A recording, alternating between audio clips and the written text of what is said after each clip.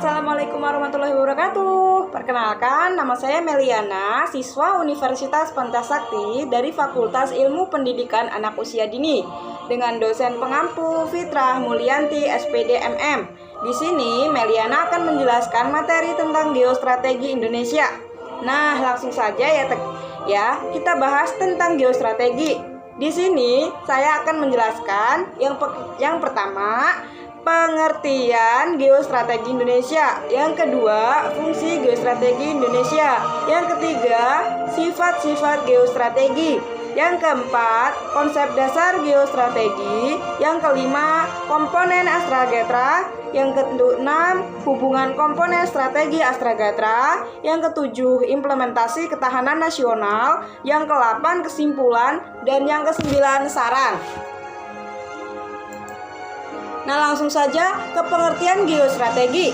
Geostrategi berasal dari kata geo yang berarti bumi. Secara cermat, kondisi geografis Indonesia terletak pada persilangan dan berbagai aspek kehidupan yang secara objektif menjadi pertimbangan mendasar. Seperti contoh, ditinjau dari geografis Indonesia terletak di antara benua Asia dan Australia dan Samudra India dan Samudra Pasifik, dan strategi diartikan sebagai ilmu dan seni, menggunakan segala kemampuan sumber daya untuk melaksanakan kebijakan yang telah ditetapkan.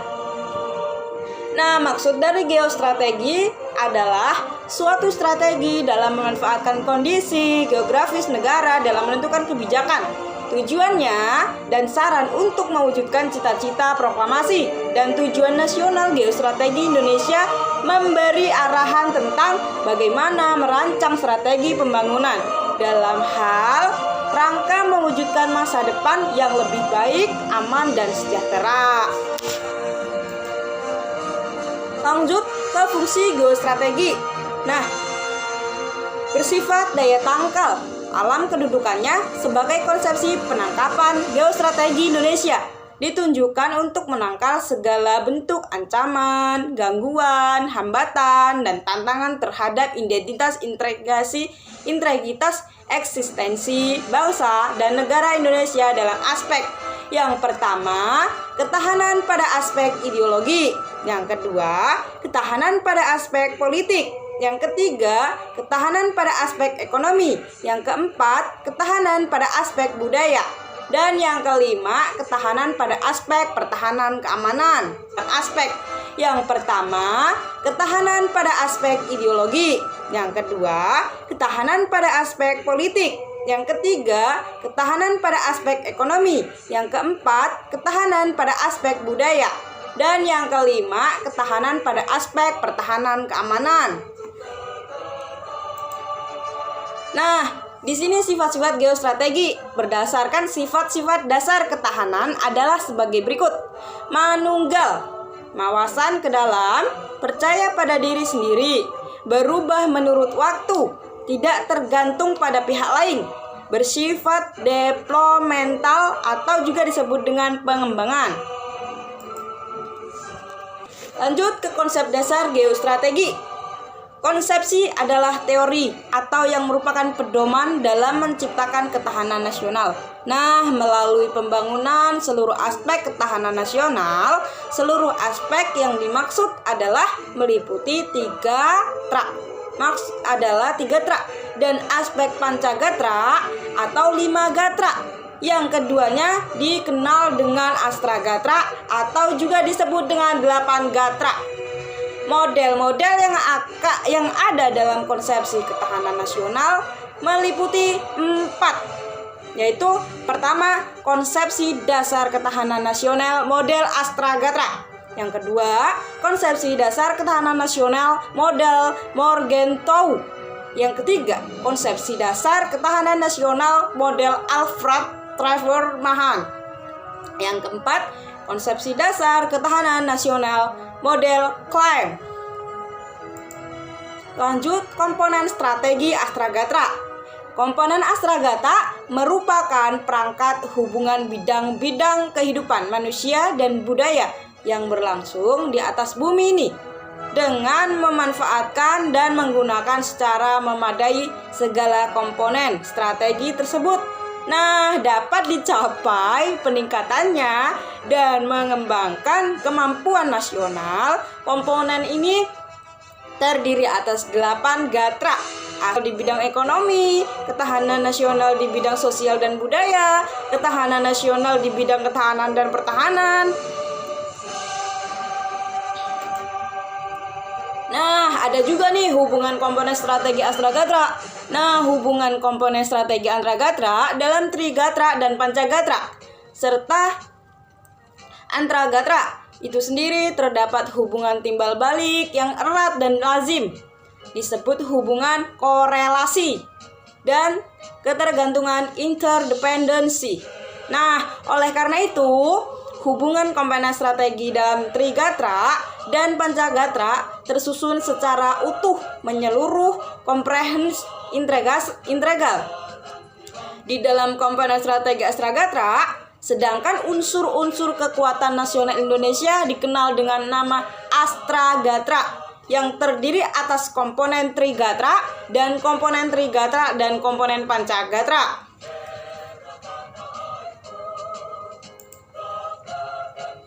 Nah, komponen ini dapat kita itu ada 3, yaitu pertama gatra geografis dan sumber kekayaan alam, yang B gatra geografi dan penduduk, yang C gatra kekayaan alam dan penduduk. Nah, ada juga hubungan komponen strategi Astragatra, yang pertama gatra ideologi, yang B gatra politik, yang C gatra ekonomi, yang D gatra sosial dan budaya, dan E gatra keamanan dan ketahanan. Lanjut ke implementasi ketahanan nasional. Nah, implementasi ketahanan nasional diartikan melaksanakan atau menggunakan kemampuan berupa pengetahuan, keterampilan yang dilandasi sikap ulet, dan tangguh untuk mengembangkan daya saing bangsa sehingga menjadi bangsa yang kompetitif dan dihormati di dunia. Untuk menjadikan bangsa yang berdaya saing, maka bangsa Indonesia harus mampu memecahkan permasalahannya yang dihadapi dengan efisien, transparan, dan accountable.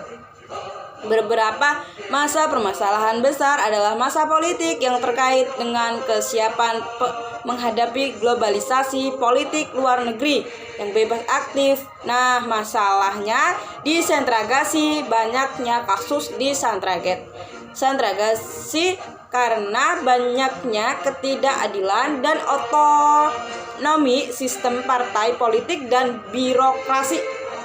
Nah, dalam bidang ini yang harus kita ketahui hubungan komponen strategi Astragatra.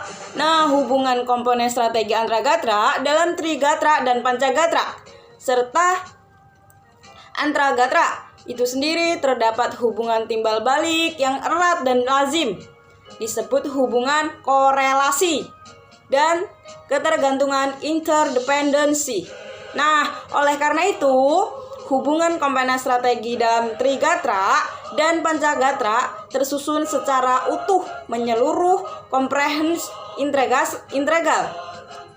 Di dalam komponen strategi Astragatra, sedangkan unsur-unsur kekuatan nasional Indonesia dikenal dengan nama Astragatra yang terdiri atas komponen Trigatra dan komponen Pancagatra.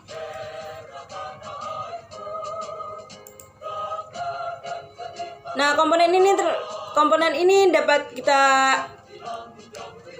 itu ada 3, yaitu pertama gatra geografis dan sumber kekayaan alam, yang B gatra geografi dan penduduk, yang C gatra kekayaan alam dan penduduk. Nah, ada juga hubungan komponen strategi Astragatra, yang pertama gatra ideologi, yang B gatra politik, yang C gatra ekonomi, yang D gatra sosial dan budaya, dan E gatra keamanan dan ketahanan. Lanjut ke implementasi ketahanan nasional. Nah, implementasi ketahanan nasional diartikan melaksanakan atau menggunakan kemampuan berupa pengetahuan, keterampilan yang dilandasi sikap ulet, dan tangguh untuk mengembangkan daya saing bangsa sehingga menjadi bangsa yang kompetitif dan dihormati di dunia. Untuk menjadikan bangsa yang berdaya saing, maka bangsa Indonesia harus mampu memecahkan permasalahannya yang dihadapi dengan efisien, transparan, dan accountable. Beberapa masa permasalahan besar adalah masa politik yang terkait dengan kesiapan menghadapi globalisasi politik luar negeri yang bebas aktif. Nah, masalahnya disentragasi, banyaknya kasus disentragasi karena banyaknya ketidakadilan dan otonomi sistem partai politik dan birokrasi. Nah, dalam bidang ini yang harus kita ketahui yaitu meliputi yang pertama, implementasi ketahanan dalam bidang politik.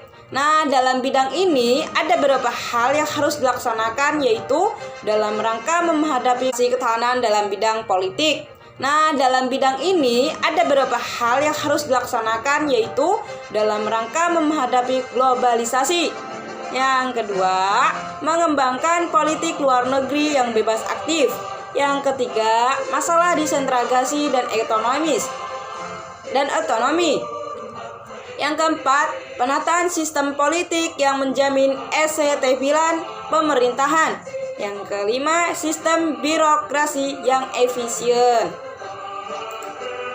Nah, yang kedua itu implementasi ketahanan nasional dalam bidang ekonomi. Nah, dalam bidang ini ada beberapa hal yang harus dilaksanakan.